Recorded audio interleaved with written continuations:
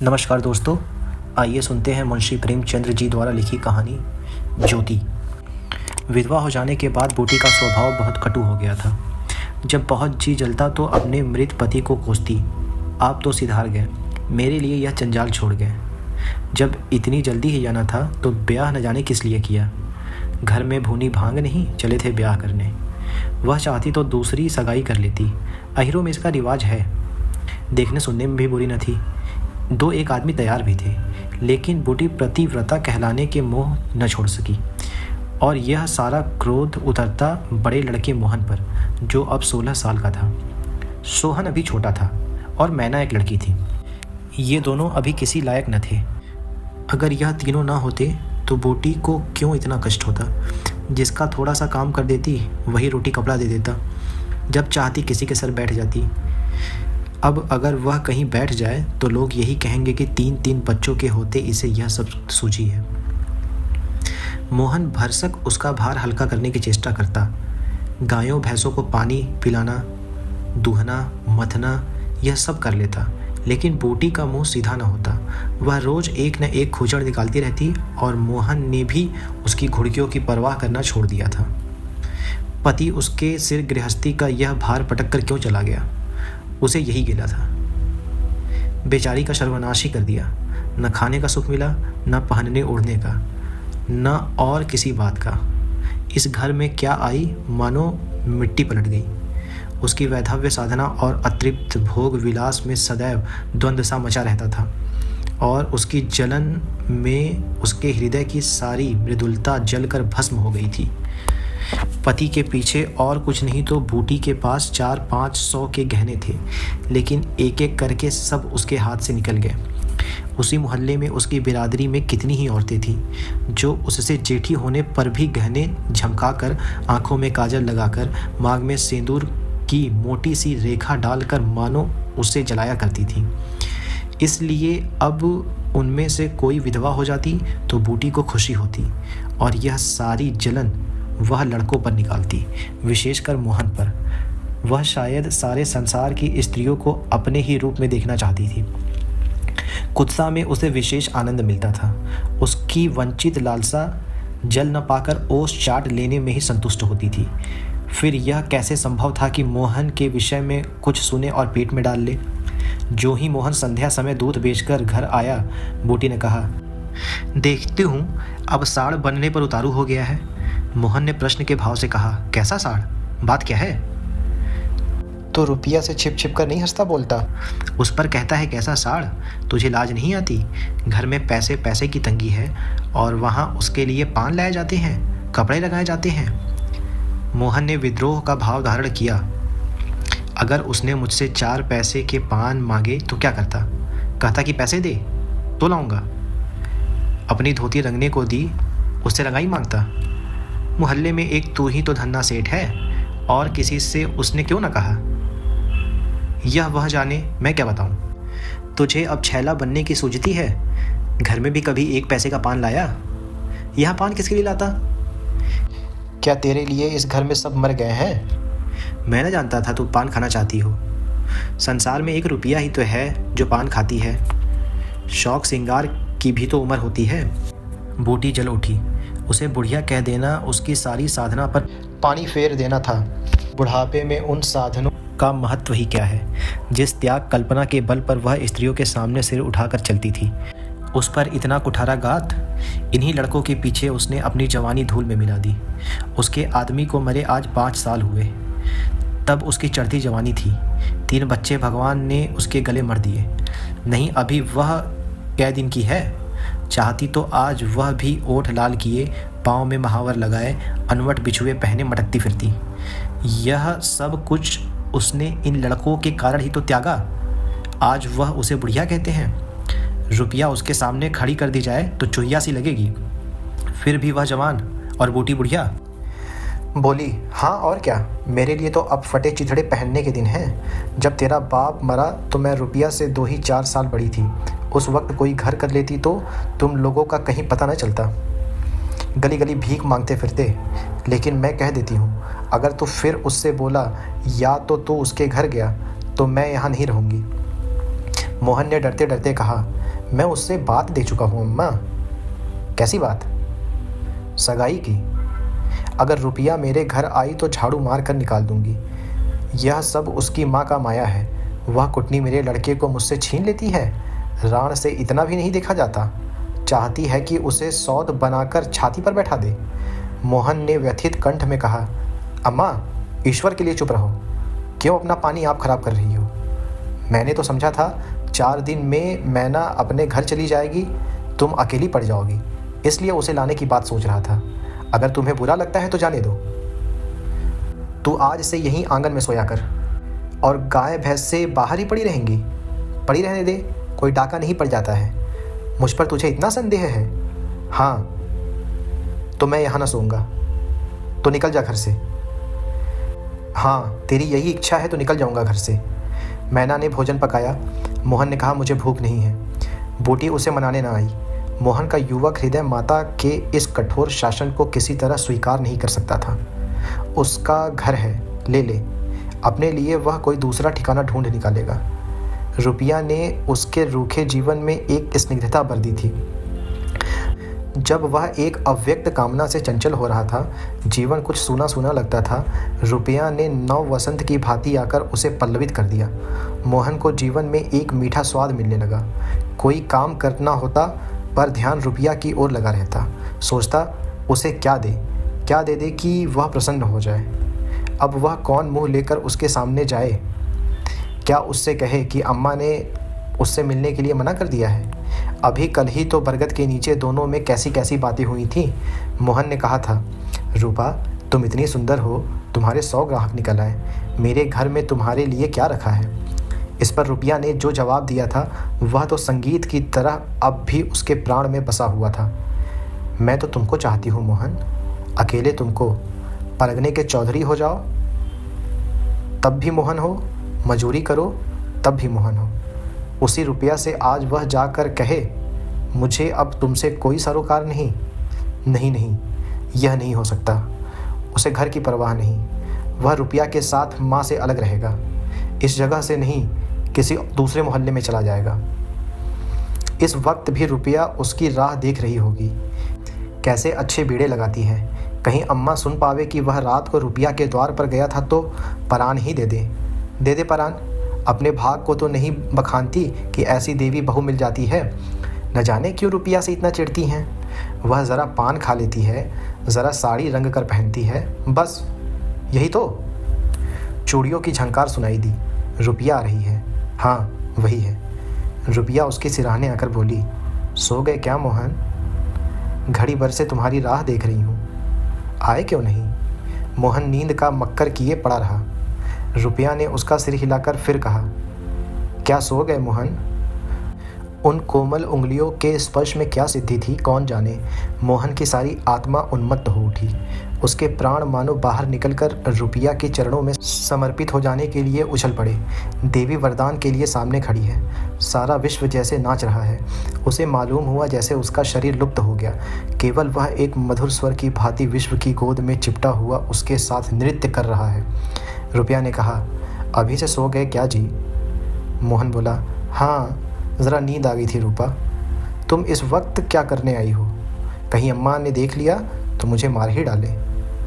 तुम आज आए क्यों नहीं? आज अम्मा से लड़ाई हो गई। क्या कहती थी? कहती थी रुपया से बोलेगा तो मैं परान दे दूंगी। तुमने पूछा नहीं रुपया से क्यों चिढ़ती हैं? अब उनकी बात क्या कहूँ रूपा, वह किसी का खाना पहनना नहीं देख सकती। अब मुझे तुमसे दूर रहना पड़ेगा। मेरा जी तो न मानेगा। ऐसी बात करोगी तो मैं तुम्हें लेकर भाग जाऊंगा। तुम मेरे पास एक बार रोज आया करो बस, और मैं कुछ नहीं चाहती। और अम्मा जो बिगड़ेंगी तो मैं समझ गई तुम मुझसे प्यार नहीं करते। मेरा बस होता तो तुमको अपने परान में रख लेता। इसी समय घर के किवाड़ खटके। रुपया भाग गई। मोहन दूसरे दिन सोकर उठा तो उसके हृदय में आनंद का सागर सा भरा हुआ था। वह सोहन को बराबर डांटता रहता था। सोहन आलसी था, घर के काम धंधे में जी न लगाता था। मोहन को देखते ही वह बाछे छिपाकर भाग जाने का अवसर खोजने लगता। मोहन ने मुस्कुरा कर कहा, धोती बहुत मैली हो गई है सोहन, धोबी को क्यों नहीं दे देते? सोहन को इन शब्दों में स्नेह की गंध आई। धोबिन पैसे मांगती है तो पैसे अम्मा से क्यों नहीं मांग लेते? अम्मा कौन पैसे दे देती हैं, तो मुझसे ले लो। यह कहकर उसने एक इकन्नी उसकी ओर फेंकी। सोहन प्रसन्न हो गया। भाई और माता दोनों ही उसे धिक्कारते रहते थे। बहुत दिनों बाद आज उसे स्नेह की मधुरता का स्वाद मिला। इकन्नी उठा ली और धोती को वहीं छोड़कर गाय को खोल कर ले चला।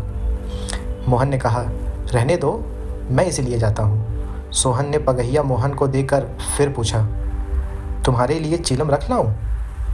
जीवन में आज पहली बार सोहन ने भाई के प्रति ऐसा सद्भाव प्रकट किया था। इसमें क्या रहस्य है, यह मोहन की समझ में नहीं आया। बोला, आग हो तो रख लाओ। मैना सिर के बाल खेले आंगन में बैठी घरौंदा बना रही थी। मोहन को देखते ही उसने घरौंदा बिगाड़ दिया और अंचल से बाल छिपाकर रसोई घर में बर्तन उठाने चली। मोहन ने पूछा, क्या खेल रही थी मैना? मैना डरी हुई बोली, कुछ नहीं तो। तू तो बहुत अच्छे घरौंदे बनाती है, ज़रा बना देखूं। मैना का रुआसा चेहरा खिल उठा। प्रेम के शब्द में कितना जादू है, मुंह से निकलते ही जैसे सुगंध फैल गई। जिसने सुना उसका हृदय खिल उठा। जहाँ भय था वहाँ विश्वास चमक उठा। जहाँ कटुता थी वहाँ अपनापन झलक पड़ा। चारों ओर चेतना दौड़ गई। कहीं आलस्य नहीं, कहीं खिन्नता नहीं। मोहन का हृदय आज प्रेम से भरा हुआ था। उसमें सुगंध की विकर्षण हो रही थी। मैना घरौंदा बनाने बैठ गई। मोहन ने उसके उलझे हुए बालों को सुलझाते हुए कहा, तेरी गुड़िया का ब्याह कब होगा मैना? न्योता दे, कुछ मिठाई खाने को मिले। मैना का मन आकाश में उड़ने लगा। जब भैया पानी मांगेंगे तो वह लोटे को राख से खूब चमाचम करके पानी ले जाएगी। अम्मा पैसे नहीं देती। गुड्डा तो ठीक हो गया, टीका कैसे भेजूं? कितने पैसे लेगी? 1 पैसे के तो बतासे लूँगी और 1 पैसे का रंग। जोड़े तो रंगे जाएंगे कि नहीं? 2 पैसे में तेरा काम चल जाएगा? हाँ, 2 पैसे दे दो भैया, तो मेरी गुड़िया का ब्याह धूमधाम से हो जाए। मोहन ने 2 पैसे हाथ में लेकर मैना को दिखाए। मैना लपकी। मोहन ने हाथ ऊपर उठाया। मैना ने हाथ पकड़कर नीचे खींचना शुरू किया। मोहन ने उसे गोद में उठा लिया। मैना ने पैसे ले लिए और नीचे उतरकर नाचने लगी। फिर अपनी सहेलियों को विवाह का न्योता देने के लिए भागी। उसी वक्त बूटी गोबर का झावा लिए आ पहुंची। मोहन को खड़े देखकर कठोर स्वर में बोली, अभी तक मटर गश्ती ही हो रही है, भैंस कब दूही जाएगी? आज बूटी को मोहन ने विद्रोह भरा जवाब न दिया।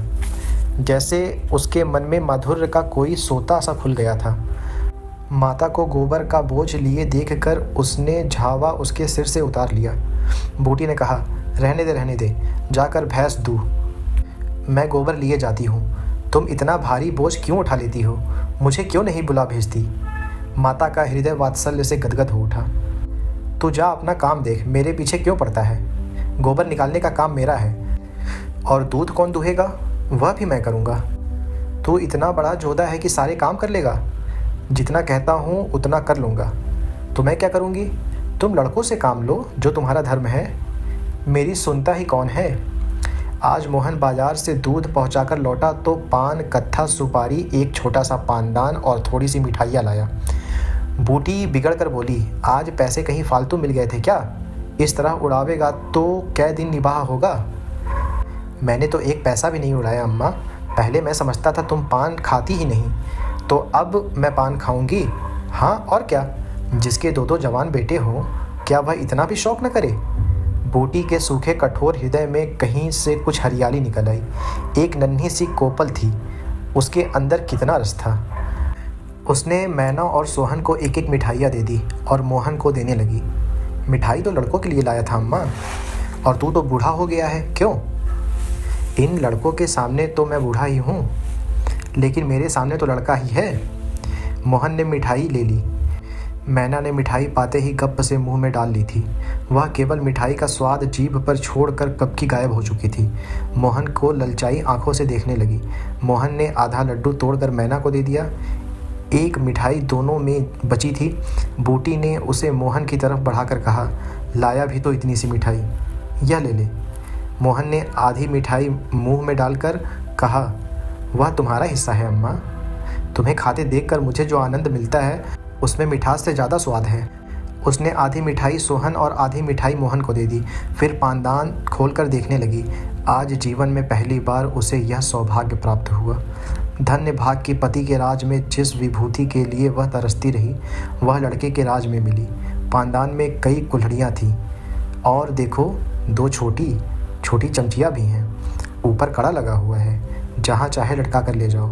ऊपर की तश्तरी में पान रखे जा सकते हैं। जो ही मोहन बाहर चला गया, उसने पानदान को मांज धोकर उसमें चूना कत्था भरा, सुपारी काटी, पान को भिगोकर तश्तरी में रखा, तब एक बीड़ा लगाकर खाया।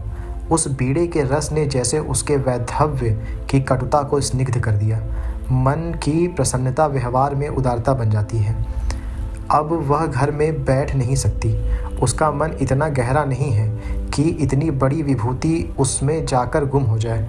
एक पुराना आईना पड़ा हुआ था, उसने उसमें मुंह देखा। ओठों पर लाली है। मुंह लाल करने के लिए उसने थोड़ी ही पान खाया है। धनिया ने आकर कहा, काकी तनिक रस्सी दे दो, मेरी रस्सी टूट गई है। कल बूटी ने साफ कह दिया होता कि मेरी रस्सी गांव भर के लिए नहीं है, रस्सी टूट गई है तो बनवा ले। आज उसने धनिया को रस्सी निकालकर प्रसन्न मुख से दे दी और सद्भाव से पूछा, लड़के के दस्त बंद हुए कि नहीं धनिया?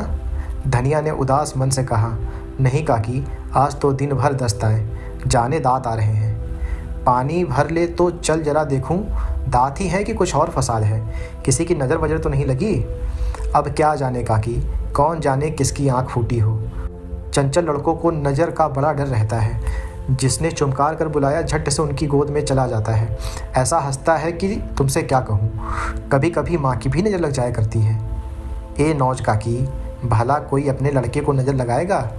यही तो तू समझती नहीं, नज़र आप ही लग जाती है। धनिया पानी लेकर आई तो बूटी उसके साथ बच्चे को देखने चली। तू अकेली है? आजकल घर के काम धंधे में बड़ा अंडस होता होगा।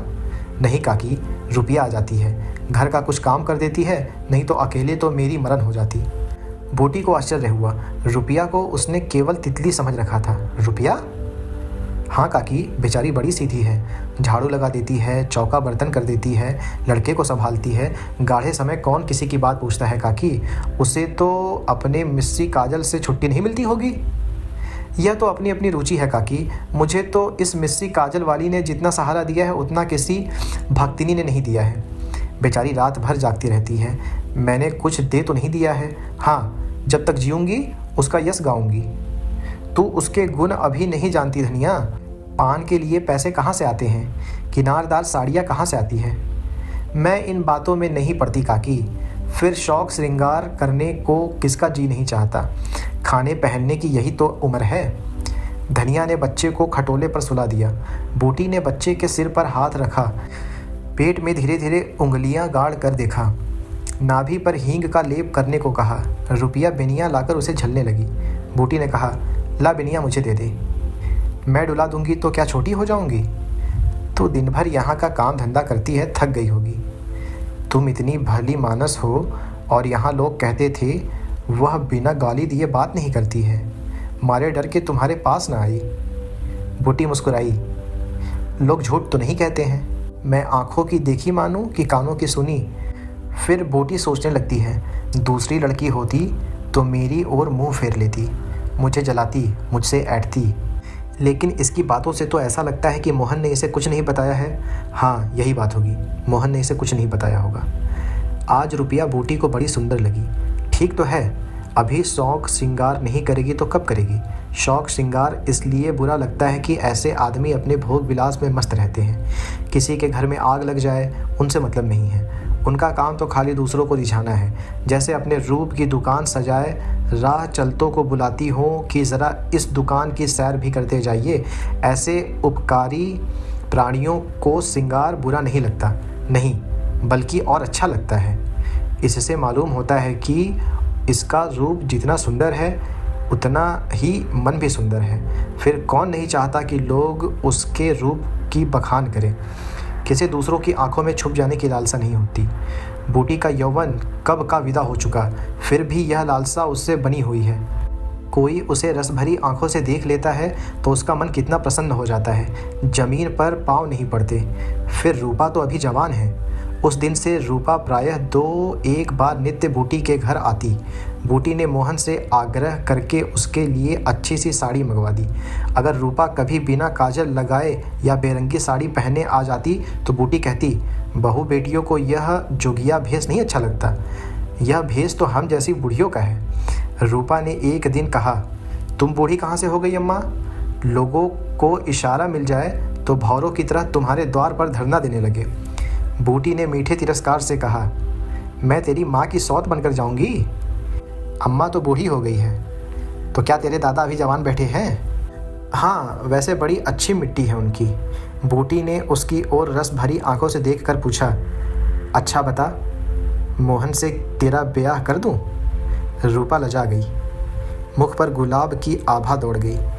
आज मोहन दूध बेचकर लौटा तो बूटी ने कहा, कुछ रुपए पैसे जुटा, मैं रूपा से तेरी बातचीत कर रही हूँ। धन्यवाद दोस्तों, कहानियाँ समाप्त होती है।